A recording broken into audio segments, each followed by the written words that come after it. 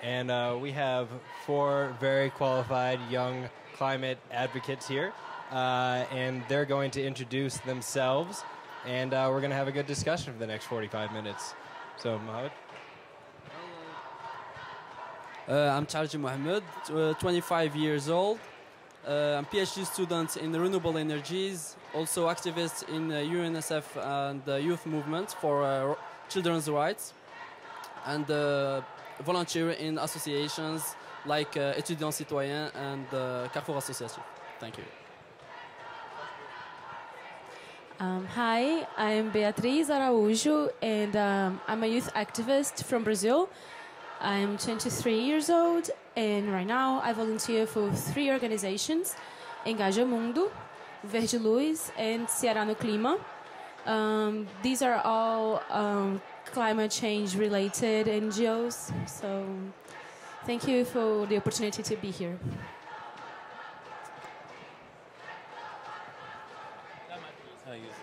Hello, my name is Tariq Olaimy. I'm from Bahrain. I'm co-founder of 3BL Associates, which is a social impact consultancy and think tank. Here at the COP, I'm representing the Global Muslim Climate Network, the Arab Youth Climate Movement, and also with UNESCO, working on their education for sustainable development initiatives. Thank you. And to finish it off, I'm John R. Seydel, 23, from Atlanta, Georgia. I run an action media company out of Washington, D.C., called Revolution Nation Network, RNN, and we connect young people to their decision makers, the politicians, the representatives on a local, federal scale, whether it's companies, whether it's principals of your schools, chancellors of universities, or companies, to get what we want done. Well, great.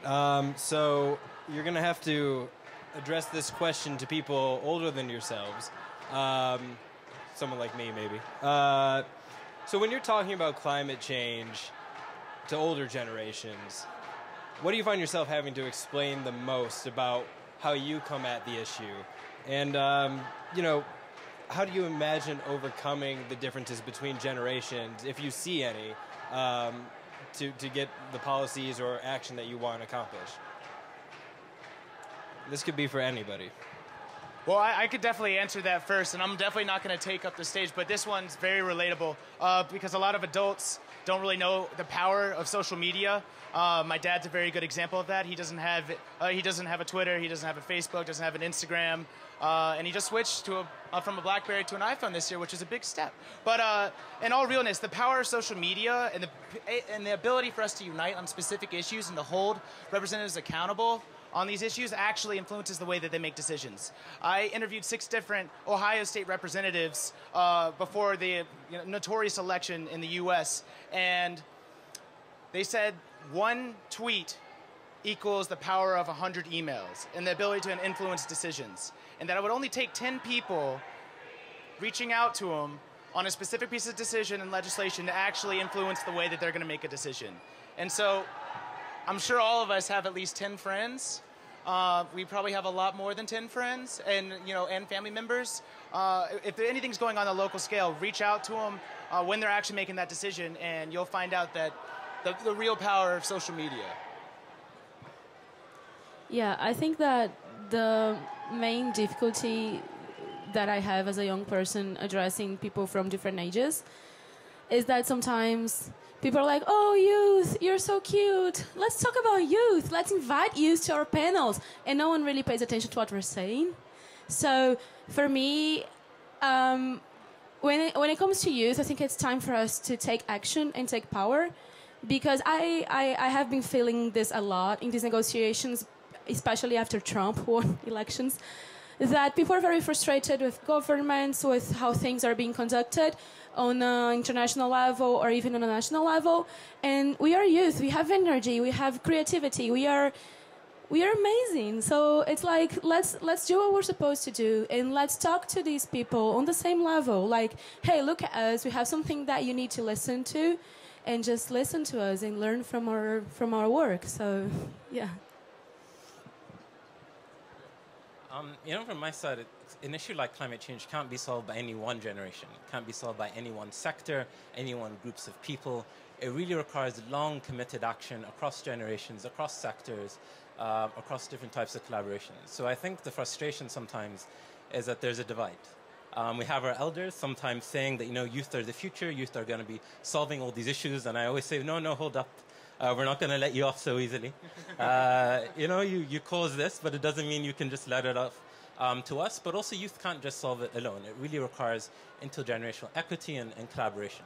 As you said, sort of having a seat at the table and being a part of that discussion and policy changes as well.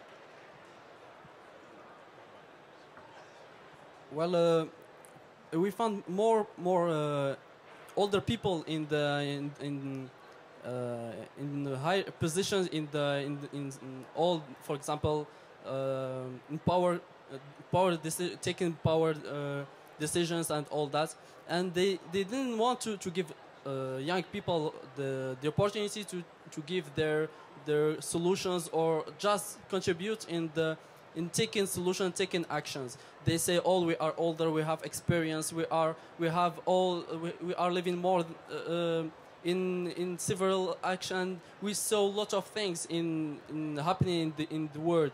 So I think it's the opportunity, like for example this conference, to say to them that we have what to say, we have things, we have solutions, we have a lot of things to say.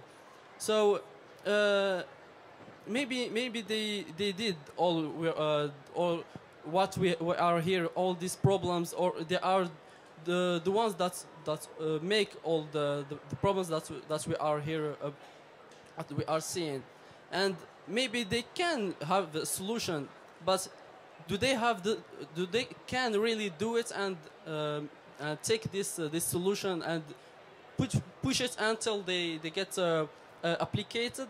Well, now here is the big question, and I think it's the youth and the young people that must get involved in this fight to give them the opportunity to solve all these problems about all the world. So first, before I go to the next question, John, you are so lucky your dad doesn't have Facebook. Just you don't complain about that. So I hear a lot about getting involved in action, and we have the solutions. Okay, I understand that this is an issue that resonates a lot with young people. But what is a message that will resonate with these people that you're trying to get to act? You said you don't want to let them off the hook. Okay, how do you make it in their own interest to solve these issues that you want solved? What is a message that's resonated?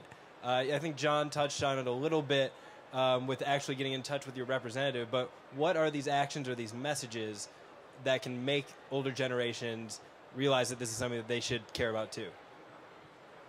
Should we just go in the same order? If you have something to say, go for it.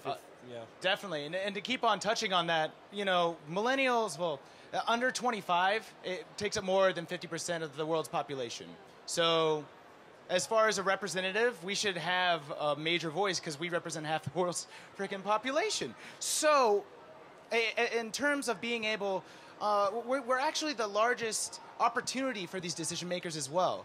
In the United States, we had the worst turnout in history of underneath the age of 30 years old. Politicians who are able to figure out how to get youth not just involved in the political process, but also voting, are going to be the ones that win those spots, or are going to be the ones that be able to keep those seats. And so by making that process and giving us a voice, we're going to come out and vote for those people that we feel like represent us. And if we take up half the world, then we should at least have 50% of the world's leadership representing what we care about. Right, but so I'm going to push back on that a little bit, because the way you described it, you're waiting for someone to magically appear and represent all the things that you want to accomplish, where I think most people would think it's a bottom-up strategy, that you have to make them care. So that's the question I'm trying to get at. How do you make someone care? Because until there's a threat of voting in blocks in mass by young people, there's less incentive for a politician to take those positions. Yeah, I think that most people tend to think our generation is the lost generation because we didn't get involved with like major political, events. But I do believe that youth right now is starting to wake up. I think that a few things that are happening are like wake-up calls for all of us. And I see youth organizing. In Brazil, we have now more than 1,000 schools occupied by students who are there defending their right for education, for free, quality education. And that was totally natural and organic. So I think that people who are in power just got too comfortable and they just underestimated us.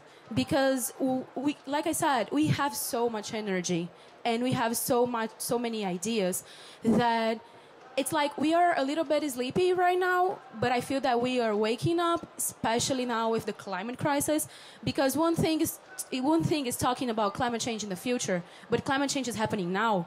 So we already feel it. Like my state is in the 5th consecutive year of drought. We don't have water anymore. I will go back home and there will be no water waiting for me. So that is extreme. So when you are a young person and you have all this energy and you have all these ideas and these things start happening, governments don't represent you anymore. You don't have your access to your school anymore. So how do you deal with that? Youth is waking up. So like you said, we are half of the world's population. When we wake up, and we are waking up, I just feel for the governments who don't listen to us, because we are going to have a loud voice.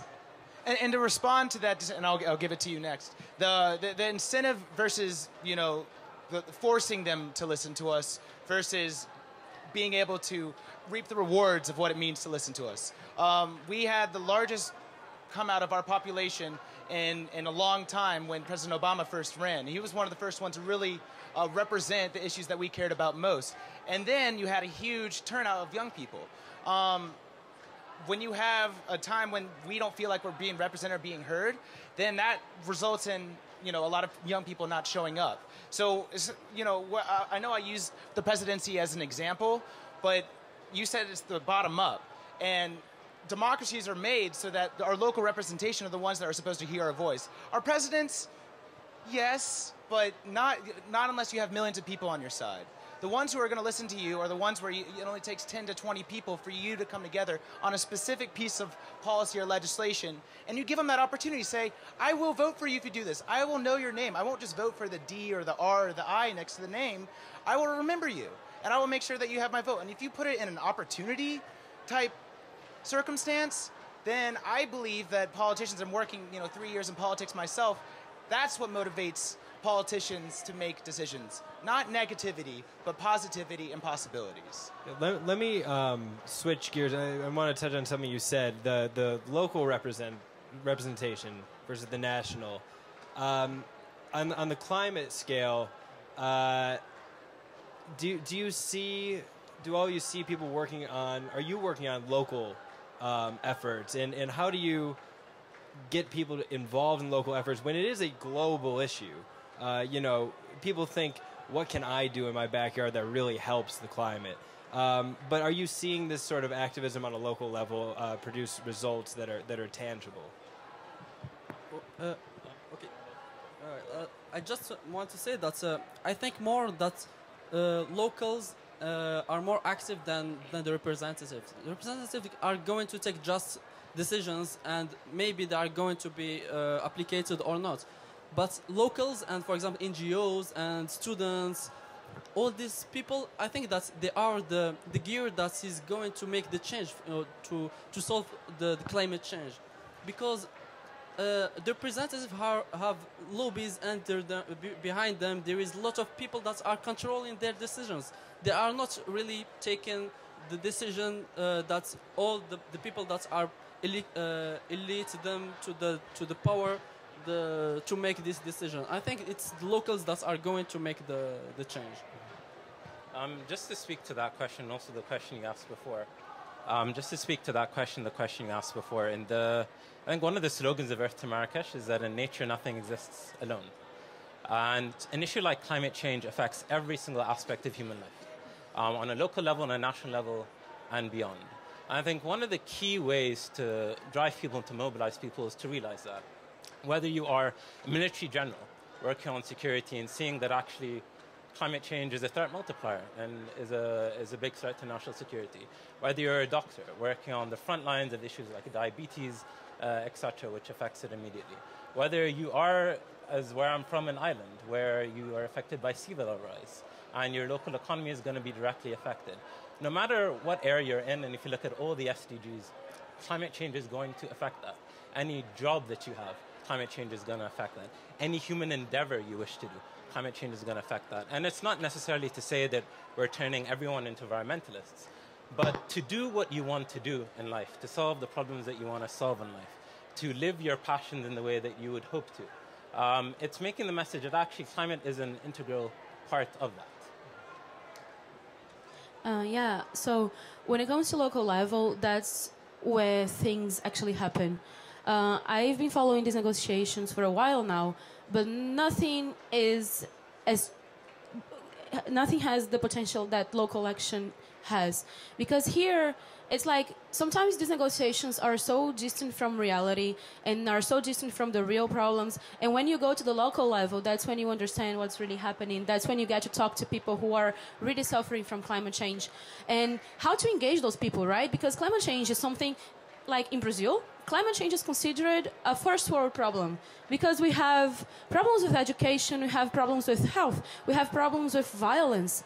Like, my city is one of the most violent cities in the world. So how can we care about climate change when it's like, oh, it's just environmental stuff, right? But it's not. So it's very important to make the links. So when people see how that affects them and how that's connected to their reality, that's when they start caring. So I think that most of the work that we have to do when we're trying to raise awareness on climate change is translating what climate change means to that person you're talking to. And also, so these big fossil fuels companies, they have to go somewhere. They impact people on the ground when they start a thermal power plant. And my state has the biggest thermal power plant in Brazil. And people on the ground are the ones who are fighting it. It's not the UN, it's not the Brazilian government, it's us on the ground who are occupying the streets, who are marching against that company. So when you connect people on the ground to the real problems, that's when you actually have climate justice, and that's when people actually care because they see how that problem affects their lives. So let's play a fun little game then. Imagine that I'm someone in any of your communities, and you're trying to persuade me that the biggest climate ill in your community is actually related to climate change. And you're trying to get me involved on that issue. Think about whatever's happening in your hometown's backyard that you're passionate about. How do you convince me that that's something I should act on? All right, so I mean, like Beatriz said, it's different for each community. And I'll give an example. In Atlanta, we've had tremendous success in the city and on the state level because there had been some tremendously terrible air quality. And the ones that were feeling it the worst were those who were living in poor, lower income communities and mainly minorities. And so obviously, it would be different from me going to a private school in Buckhead, which is the richer part of Atlanta, versus going to a different part. You have to know what the community is suffering from. You have to know and talk to the people. What do you need? Like, why are your children suffering from asthma? And finding their voice, helping them find their voice, and really connecting them to their decision makers on those local scales, saying that my child is poisoned. You're from Michigan. And with what happened in Flint, what happened with Flint, with all these children that are poisoned in these low-income communities, these children have found their strongest voice in being able to come up with solutions for these problems and saying that we need solutions for these problems. And so it really just depends on the community. And so it really depends on the due diligence and whatever your community needs, but letting them know that there are solutions and there are means of being able to hold your politicians who you might not think represent your voice, but will represent your voice if they know and they hear from you. Also, just to speak to something, even going before that stage, something about climate education. Climate education is the biggest indicator of climate action. It's been proven by sort of UNESCO, those who go over climate education from younger age, high school, beyond, are most likely to take action on climate change, to educate others on climate change as well. But I think even before we get to the stage of sort of adulthood where people haven't heard of climate change, don't really understand the issues, it's important to have that foundation, I think, first of all. Second of all, then you get to the adults, those also who are the government negotiators, who are in a position where they haven't gone through climate education, many of them actually, yet they're making these decisions. I think the concept of lifelong learning and actually setting up structures for lifelong learning are vitally important, and that is what we don't have at the moment. Well, to answer to this question, I'll give just the example of the country, Morocco, from where I am. Normally, we are in November, and in November in Morocco, there is a lot of rain. Here in Marrakesh, all the mountains are full of snow. And in the north of Morocco, it's really lot of rain. And until now, there is just 2 days that rains in Morocco, in the north of Morocco. And until now, there is drought disaster in all of Morocco. The agricultural stuff, there is no farmer that's working in their farms. And the other image that we can see is that in the south, in the desert, just 1 month ago, there were a lot of rain, and it's not natural. Normally, it doesn't rain there as much as it rains the month before. Yeah, and I was actually had the fortune to get around Morocco quite a bit the past couple of weeks, and there's very little snow on the top of the Atlas Mountains right now, which from talking to everybody around in the region, that is very unnatural. So it's interesting to hear you say that too. Yeah, I wanted to ask you, what is something that you really care about? Like, just say something. I'm an unbiased journalist, so what do I care about? One thing that I'm fascinated by right now is water availability. Okay, so water, is that what I heard? Yeah. Water. So it happened in my region. We really wanted to convince people that climate change was a problem, but none of the social movements, none of the indigenous peoples, none of the students were paying attention because climate change was something so distant to them. And then we started talking about water because my region is a very dry region. And then we started saying, hey, climate change that we've been talking about, if you don't pay attention to it, you won't have water anymore. And then people are like, okay, now we're listening, So how, look at that person you want to achieve, you want to reach out to, and ask that person, what is something that you really care about? And then the person is going to say, oh, it's water, like you said.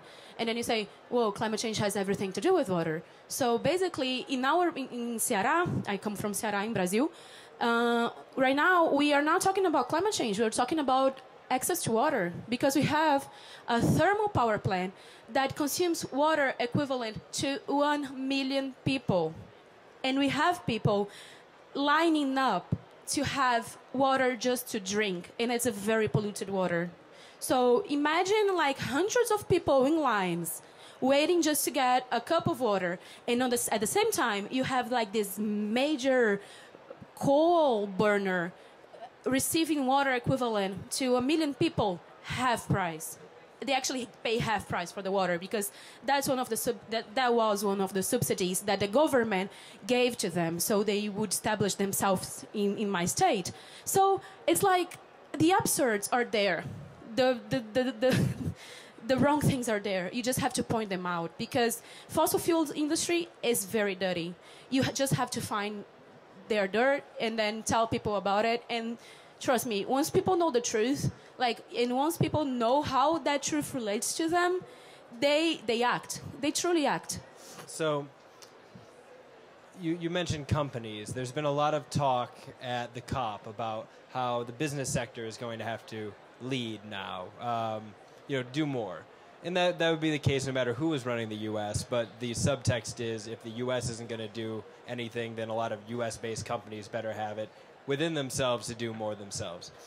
I'm wondering, from your perspective, do you trust corporations to do that? I'm throwing it out there. There's been a lot of announcements here at the COP, and a lot of good stories. And there's a story today in Bloomberg.com that 60% of Fortune 100 companies have a climate or carbon policy, which is quite fascinating to learn. But I'm wondering if you all trust corporations. So yeah, I do agree with you, especially in the United States. I think private industry is going to be the thing that pushes and scales climate solutions quickest. And like really anything, you have two sides: companies that do it well and are climate leaders, and companies that don't care and think that they can get away with it. A really good example is what's happening in North Dakota, in the Dakota Access Pipeline, where you have Enbridge, amongst other companies, going through native indigenous lands, destructing these ancient burial grounds that are sacred to these tribes. And it's the largest Native American protest in United States history. And being able to hold these companies accountable, and you ask, well, how do you hold them accountable? Well, you have the whole divest movement with fossil fuels, amongst other companies. You can boycott them, just straight up not buy their products. And, like I said, we're more than 50% of the world's population. They need the best of the best talent of our generation, and we're not going to go work for companies like that. And so now I'm actually doing a little bit of advertisement for Tesla right now. I have the Tesla jacket and shirt on. There are companies that are doing it right.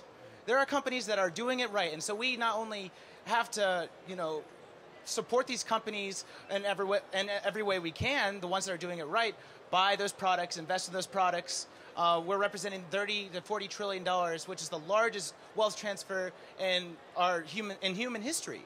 And so take action with your wallet, take action with your passions, take action with your social media, and choose where you want to go work.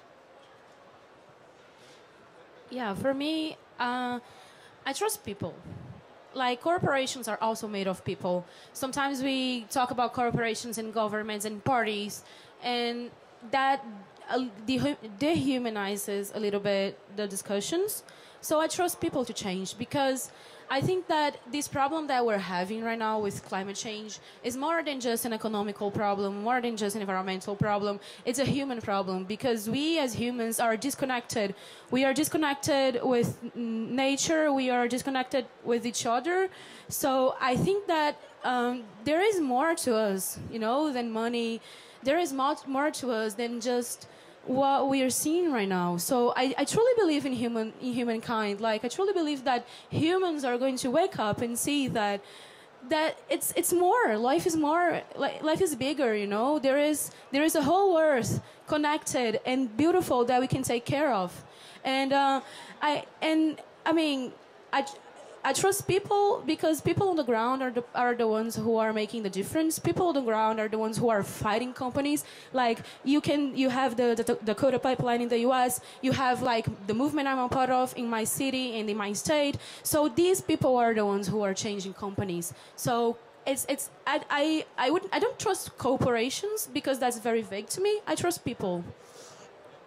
I couldn't agree more.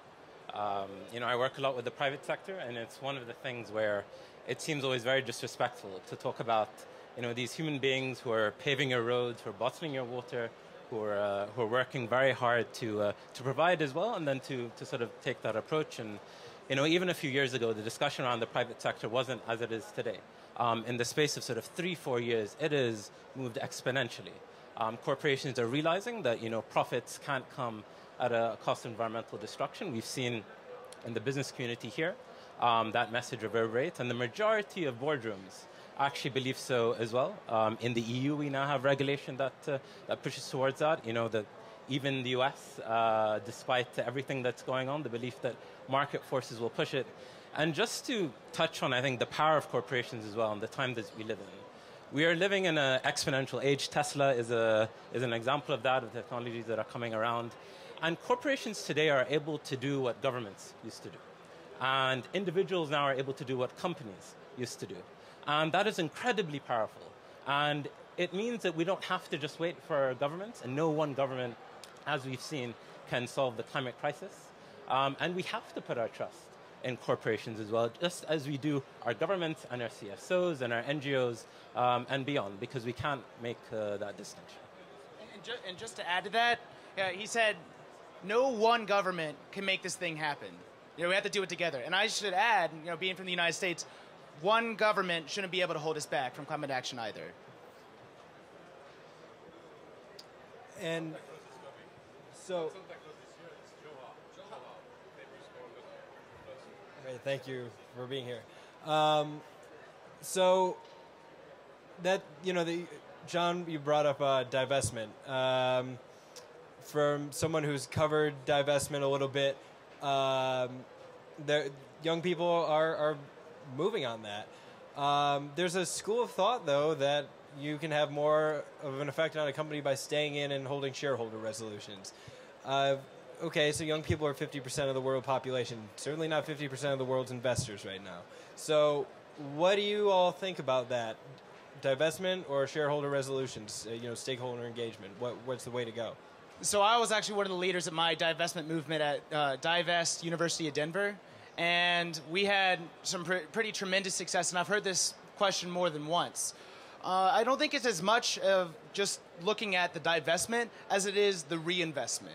So sure, taking the divestment money out, for University of Denver, it could be as low as $5 to $10 million, which might not be, might be a spec for somebody like Exxon or any other big fossil fuel company. However, for a lot of these startups, for a lot of these climate solution and mitigation companies, $5 to $10 million might be that make or break point that allows them to be able to really implement at a large scale. And, and so it's not just divest. It's divest and reinvest in solutions. So I come from the Middle East, a region that has a special relationship with fossil fuels as well. The reality is, I came from a country where we were in tents and we were Bedouins, and then we went to our stone houses. And the development we've made in health and education and infrastructure is as a result of fossil fuels. Our story is interlinked. But what we are seeing now is that we're gotten to the point where we realize, okay, that's not sustainable, clearly, and we need to make that transition. So I agree that the conversation more so needs to be where we do invest. What is actually going to be transforming our economies. I very much believe in the Buckminster Fuller quote of, to change a system, you don't just fight against it, but you reinvent it to make the old obsolete. And whilst there is absolutely a space for the resistance movement, there more so, I think, needs to be a space for the resilience movement and the creation movement. And not enough time, I think, in the climate space has been focused on that. I think largely because we haven't had a climate deal, and a lot was getting that in place. And I think now is really the opportunity for us to focus our efforts on creation. Yeah, I don't think that that it has to be one or the other. I think all solutions can contribute to getting us free from fossil fuels. So yeah, divestment, and yeah, let's talk to the big shareholders. And at the same time, let's talk to governments, because fossil fuel industries do not survive without subsidies. So I tend to talk a lot from my experience because that's what I live. But in Ceará, we had a case when a fossil fuel industry wanted to establish itself in our state, but it needed subsidies. Because if it didn't have subsidies, it wouldn't be viable as an investment. So the government had to approve a law to approve subsidies, and we managed to delay the approval of that law. And because of that, the government lost the deadline and they lost the company. So I think that when we are talking about financial market, we forget that governments still have a lot of influence in the financial market, because governments are the ones which are subsidizing fossil fuel companies, which are promoting their investments. So we also need to talk about ending fossil fuel subsidies, because that's public money, that's my money that's going to a fossil fuel industry. So I think that also we need to talk about that, and of course all the other options, because let's do all we can. Well, I think if you are talking shareholders, profits, all that, it's money, it's capitalism, and I think it's the big thing that has to be changed or just modified environmentally. Because when we say what we are looking for when we are we have a project or we are shareholders, is profit. We want money, and if you want to say to him that, well, we want that we get environmental friendly, we have to care about the environment and all that, we are to say to it by other ways. Like he said, we have to to make actions to not buy their products or things like that. So we have all time we have to look for other ways to make them change their opinions or change their actions. But at the end, they will just look for the profits. So I think we have to change this thing, change the goal of these people, to not be the profit, but to be the good action for all the people and all the human beings. So I wanted to talk a little bit about a point that Tariq brought up. My mom's family is from a coal mining town in West Virginia. If it wasn't for coal mining, I wouldn't be here. And I've visited some of these towns, and if environmental activists get what they want, which would be 100% renewable energy, these are towns that are going to have to find some other way to live. And I'm wondering how you all see your role in helping communities transition, because it is not easy enough to say they'll just get a solar job. First of all, coal miners make double what a solar worker will make. And oftentimes the jobs are just not in that community. So what's your vision or you know, how do you promote this kind of empathy for people who, for no fault of their own, are in an industry that might cease to exist if we head in this direction? All right, cool. I just want to make sure if anybody else wanted to take it. So I somewhat, I know in being able to tap into white class where I'm from, you know, middle class America, that was a big insurgency that really pushed Donald Trump to become president. And so it'd be foolish not to, you know, go on that side and hear their concerns. If I had, and I think this is most everybody in the environmental community, if we had everything that we wanted, we would have re-education programs that would help, because renewable energy, it's not just solar. We're talking about clean tech that is disrupting a 100-year-old industry. You're talking about a vehicle, the vehicle versus the horse buggy. It's something that, you know, should be wiped out, but because of subsidies, has been able to be able to compete and outcompete with renewables. And renewables need a subsidy even to compete with the subsidies 4 or 5 times greater than you know, the renewables themselves. And so I think knocking off all subsidies is a good way to go. All subsidies, all renewables, all fossil fuels. And in the United States, that might be seen as something that's favorable for conservatives. So I think that's actually something that's quite possible. But the re-education programs that the community colleges, that online has, and not just solar, you know, in infrastructure. In the United States, our infrastructure is over 100 years old. You know, this is something where we can create literally millions of jobs like that if we wanted to. Water infrastructure. Flint isn't the only city that, you know, has these dangerous levels of lead and other compounds that are poisoning our people. Those are millions of jobs. You know, if you're a coal miner, and I've heard multiple stories, you know, from the coal miners themselves. Often the best thing that you can get out of coal mining is, sure, you're able to support your family, and I totally get that, but you get a black lung, and you get cancer, and, you know, well, what type of thinking is that? And, you know, we shouldn't be poisoning the people that are willing to put their lives on the line for their families and go out and do one of the hardest jobs and one of the most dangerous jobs. We should be rewarding these people. We should be, you know, bringing them on and showing them that there's a new way to be able to create job security, because the coal industry is going away. In the United States, there's multiple coal companies that have declared bankruptcy, and a lot of it is due to the divest and invest movement. And show them that there's a whole nother disruptive industry that's happening right now. You know, when the horse buggy drivers, you know, lost their jobs. Sure, with any disruptive technology, there's going to be people who lose out. There's, you know, think about Uber, think about automated vehicles. There's probably taxi drivers that move. There already are taxi drivers that are losing jobs because of Uber, and there will be Uber drivers that lose out because of automated vehicles. And so instead of, you know, how do we, you know, keep from progressing and keep the status quo, which, by the way, we know is going to destroy us, is going to kill not just our species, but most all species on Earth. We're causing the 6th massive extinction. We got to focus on the solutions. How do we get these people that are hurting the most and give them opportunities to be involved in a new, not just American, but global economy? I'm really glad you touched this issue because jobs is one of the main arguments that people have when they're talking about fossil fuel industry.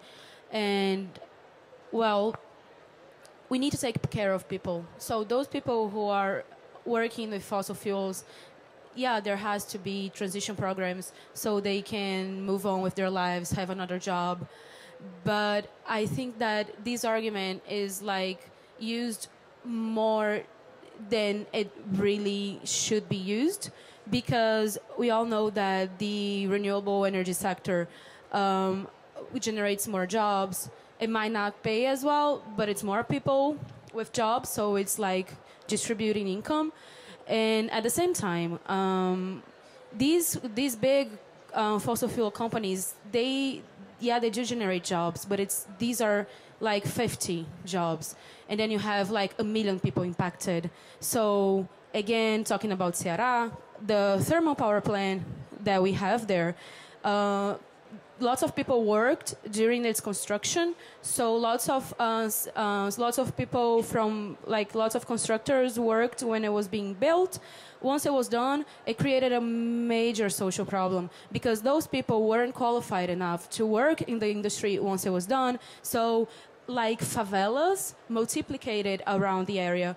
That used to be a traditional community space. So those people were impacted by the social problems that were created because that industry generated jobs that it didn't need later. And then the people who are actually working in that company are like from South Korea, from, I don't know, like Asia. And it doesn't generate jobs for local people. So when the government wants to bring these kind of investments, they're like, oh, it's going to generate lots of jobs. It's a very good idea. But when you start looking very deeply into it, it doesn't. It's very few jobs, like in terrible conditions. It generates lots of social problems around it. And these people can be directed to other areas very easily and not be affecting millions of other people because of one job. So I think that jobs is one thing that, because we are in recession, because the world economy right now is in a very bad place, jobs just became like this ultimate reason why everyone should go for fossil fuels, and it's not. This is a fallacy. We should like work against this fallacy because when you say we don't want fossil fuels, it's not because we don't care about people. It's because we do care about people.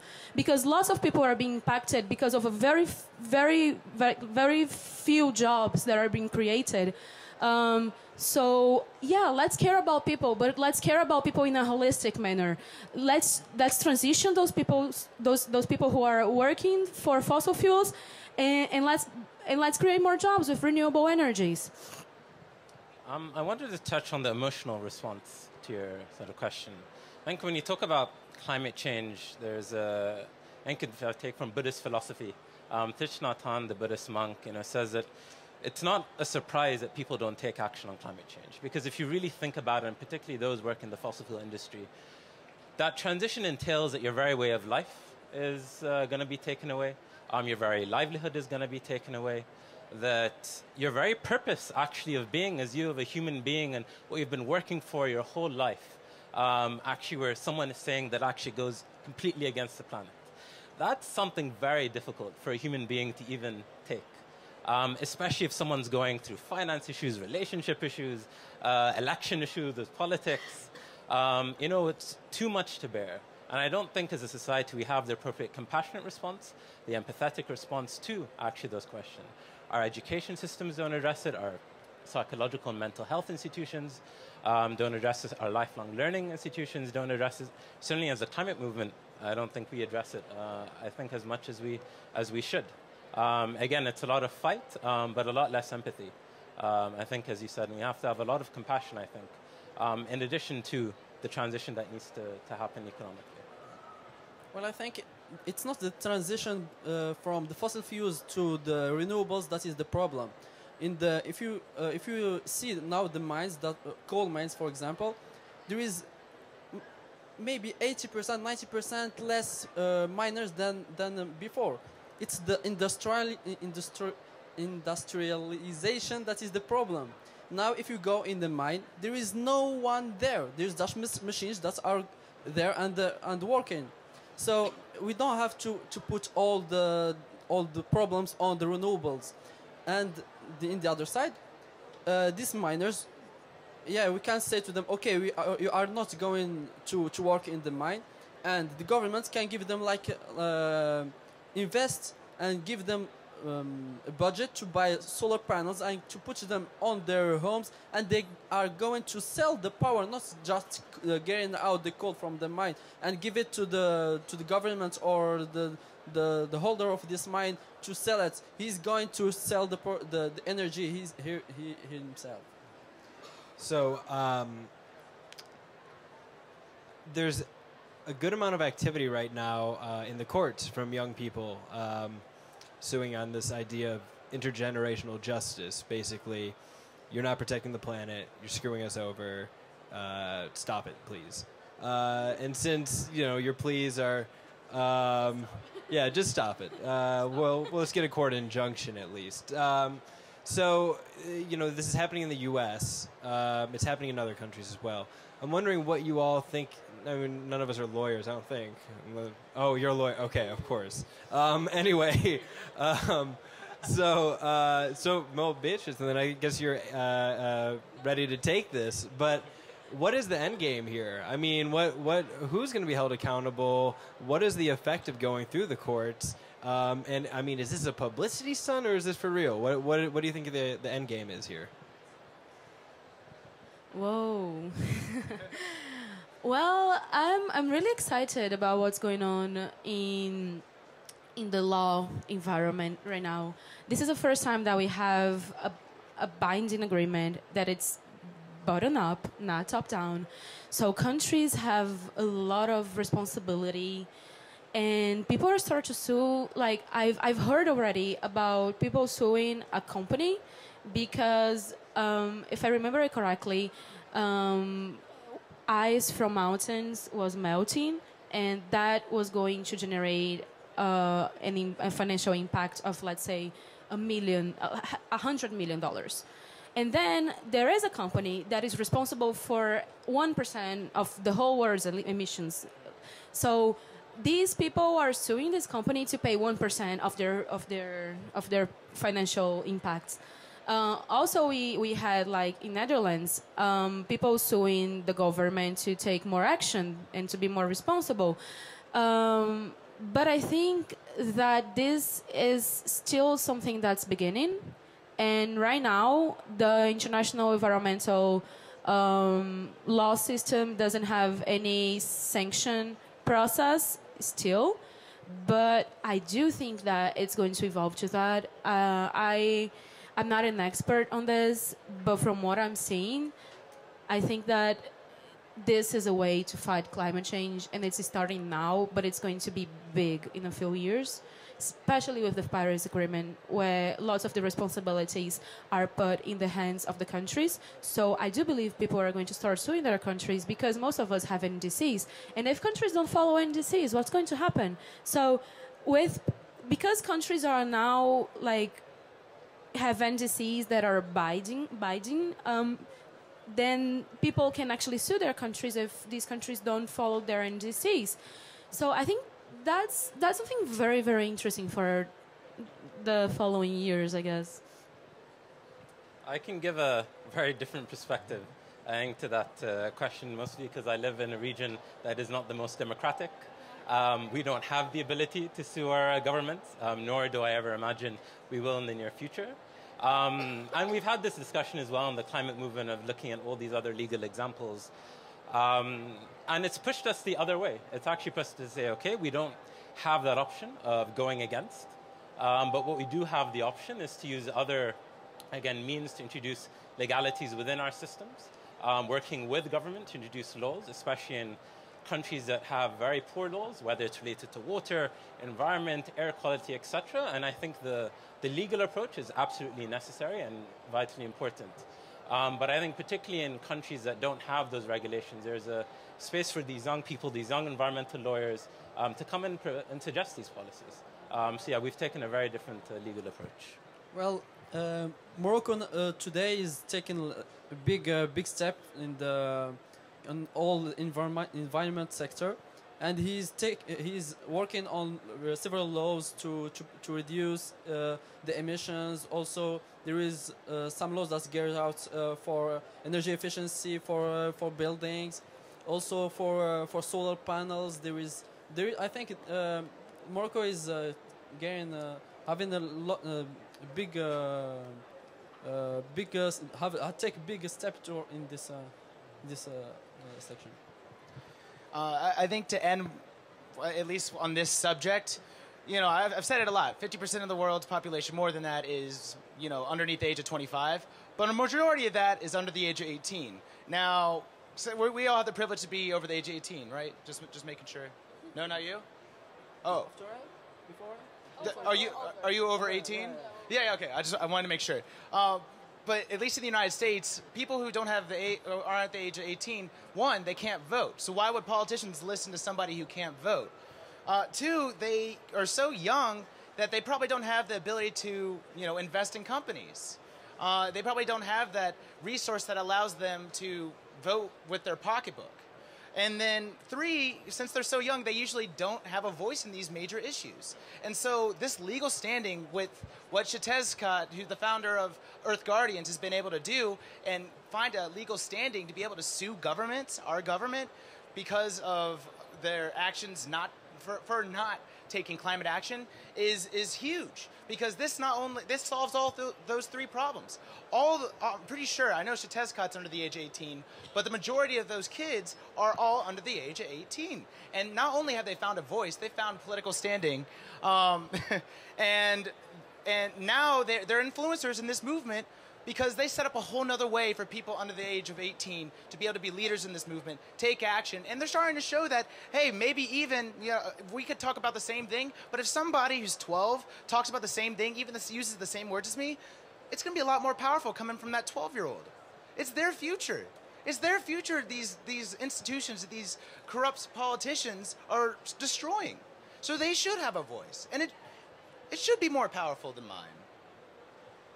Well, I think that's a good note to end on here. So thank you all for participating in this discussion, and I hope everybody watching learned something today. Thanks. Thank you so much. Thank you. If anybody wants to take action on the Paris Agreement, text Paris Agreement to 52886. You'll get connected to your representatives and your prime minister or president, and let them know that we want our politicians, our representatives, to push solutions and engage and really ratify and come up with solutions and honor their agreement. Great. Thank you.